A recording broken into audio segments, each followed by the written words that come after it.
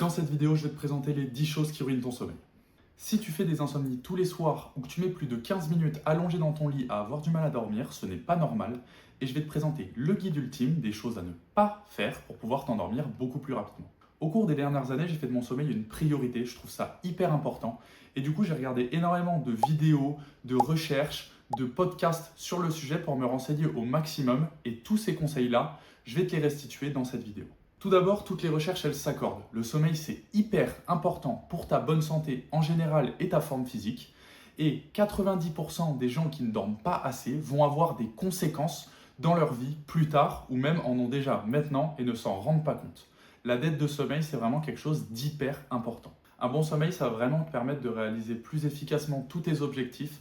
Ça va te permettre d'être plus percutant, d'être plus en forme physiquement, d'être plus à l'aise socialement, de réfléchir plus vite, de réfléchir mieux et tous ces éléments-là. Tout d'abord, dans cette première vidéo, je vais te présenter des faits généraux qui vont te permettre de comprendre les choses qu'il ne faut surtout pas faire avant de s'endormir. Et dans une seconde vidéo, je te montrerai ce que moi je fais, les routines que j'applique afin de m'endormir plus facilement. C'est vraiment des choses qui me seront personnelles et qui du coup iront plus ou moins à chacun en fonction de sa situation. Mais du coup, dans cette première vidéo, on va se concentrer sur des éléments scientifiques et tangibles sur lesquels toutes les sources s'accordent pour dire que si tu fais ces actions-là, alors ça aura un impact négatif sur ton sommeil. On va commencer directement par la première astuce et ça va être de désactiver les lumières bleues de ton téléphone à partir d'une certaine heure. Ça fait déjà un certain moment que les téléphones ont des options qui permettent de désactiver les lumières bleues à partir d'un certain horaire. En fonction de l'heure à laquelle tu t'endors, il est conseillé de les désactiver 2 à 3 heures avant. Donc si tu t'endors à 23 heures, essaye de mettre sur ton téléphone un filtre qui à partir de 21 heures enlève ces lumières bleues. Les lumières bleues, ça va signaler à ton cerveau que c'est encore la journée et du coup, ça va l'empêcher de générer certaines hormones qui favorisent ton endormissement. C'est vraiment très simple à faire, il y a une option qui est prévue directement sur le téléphone. Donc je t'invite à le faire et ça va te permettre, même si tu utilises ton téléphone le soir, de t'endormir plus rapidement. Toujours dans le même thème des lumières, on va passer à la deuxième astuce et c'est d'avoir des lumières dans sa maison qui ne sont pas bleues le soir. Cette couleur-là, elle est vraiment associée au réveil et à la journée et du coup, elle empêche ton cerveau de générer de la mélatonine qui te permet de t'endormir plus facilement. Tu peux donc installer des lumières qui sont un petit peu plus orangées ou même des LED par exemple. Moi, j'ai installé carrément des ampoules connectées que je fais varier depuis l'application et qui me permettent de diminuer également l'intensité le soir et du coup d'habituer mon cerveau au fait qu'il va faire sombre et donc de générer plus de mélatonine pour pouvoir aller m'endormir plus facilement. Tu n'es pas obligé de rentrer dans le même niveau d'optimisation que moi, mais si tu peux choisir entre une lumière qui est très blanche ou alors une lumière qui est plus orangée, par exemple pour ta chambre ou l'espace dans lequel tu dors, eh bien essaye d'aller vers l'option qui est la plus orangée possible et qui contient le moins de lumière bleue possible. La troisième astuce, elle consiste à ne pas manger avant d'aller dormir. Tu vas essayer de mettre quelques heures entre ton dernier repas et le moment où tu vas t'installer dans ton lit pour aller dormir. C'est sûrement quelque chose que tu as déjà entendu et je vais t'expliquer pourquoi c'est nocif et pourquoi c'est un petit peu contre-intuitif. Je dis que c'est contre-intuitif parce que vous avez sûrement déjà ressenti cette sensation où vous mangez un repas très copieux le midi et arrivé l'après-midi où vous devez vous mettre devant votre PC ou alors aller travailler et tout ça, et vous vous retrouvez un petit peu somnolent, un petit peu groggy, comme si vous aviez envie de faire une sieste. Et bien pourtant, ce qu'il faut savoir, c'est que le fait de digérer, donc la digestion pour l'estomac, c'est quelque chose qui est vraiment très intense, qui demande énormément d'énergie, qui enclenche énormément de processus et surtout qui vous réchauffe. Le corps, pour digérer, en fait, il va devoir maintenir le système digestif actif et ça va générer aussi de la chaleur, ce qui n'est vraiment pas idéal pour s'endormir. On a besoin d'une température corporelle qui est plus faible que la normale. Ce qui va nous amener au point suivant qui est de ne pas dormir dans un environnement où il fait chaud. L'idéal, c'est d'aérer sa chambre puisque les conditions les plus favorables pour que ton corps s'endorme sont lorsque ta température corporelle est plus faible et donc on va viser une température extérieure de 18 degrés environ. Même si ça peut paraître froid, c'est vraiment les conditions idéales pour favoriser l'endormissement de ton corps. Et on continue encore dans le même thème, on va essayer d'éviter les douches froides le soir. Si tu prends une douche qui est trop froide, au-delà d'une certaine température, ton corps va chercher à compenser cette fraîcheur en lui générant de la chaleur. Or, ce qu'on vient de voir, c'est que pour s'endormir, ton corps doit être plutôt plus frais que chaud que la normale. Donc, si tu es de la team qui prend une douche avant d'aller s'endormir, je te conseille de prendre des douches qui sont tièdes pour éviter que ton corps surcompense et génère de la chaleur en réaction à la fraîcheur qu'il reçoit.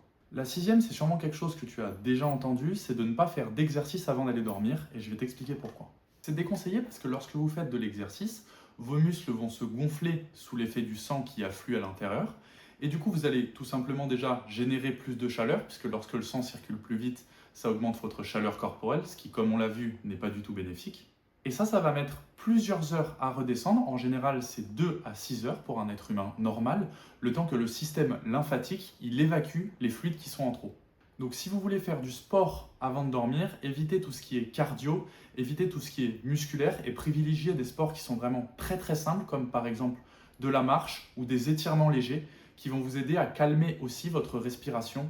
La septième, elle est hyper spécifique, mais j'ai lu beaucoup de choses sur ce sujet, et c'est le fait d'utiliser des couvertures qui sont assez lourdes.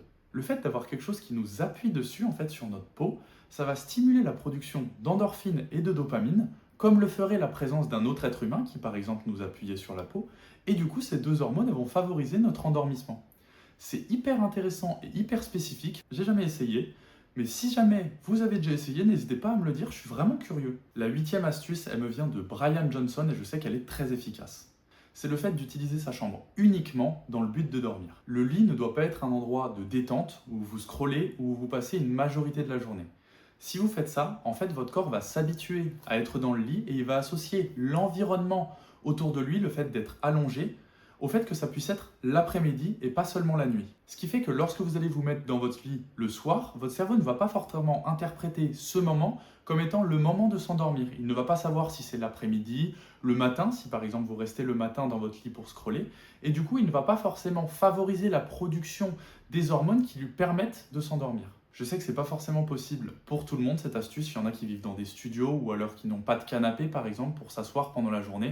Vous voyez que par exemple, moi je filme et à l'arrière il y a mon lit, mais j'évite au maximum de passer du temps dans mon lit pendant la journée et je préfère passer du temps dans mon canapé parce que mon cerveau l'associe différemment. Du coup, lorsque je me retrouve dans mon lit le soir, mon cerveau sait que c'est le moment de s'endormir et du coup, il va favoriser cet endormissement-là. L'avant-dernier conseil, c'est d'avoir une chambre la plus silencieuse et la plus sombre possible. Je ne vais pas vous faire un cours complet sur le sommeil, mais sachez que le sommeil profond, il arrive après des premières phases de sommeil.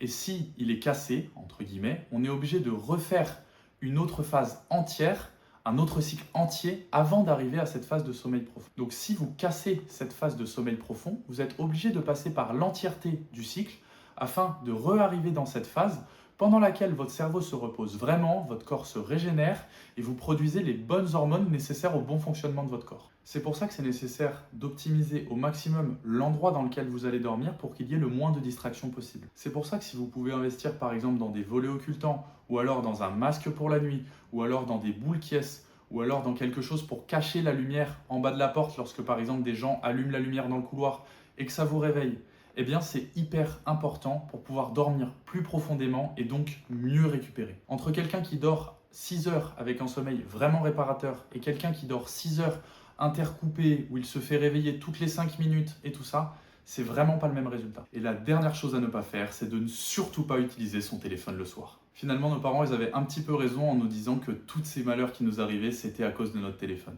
Il faut que tu trouves des routines ou des choses à mettre en place, des activités qui t'occupent pour faire autre chose que d'être sur ton téléphone le soir et de recevoir une constante stimulation en train de scroller sur les réseaux.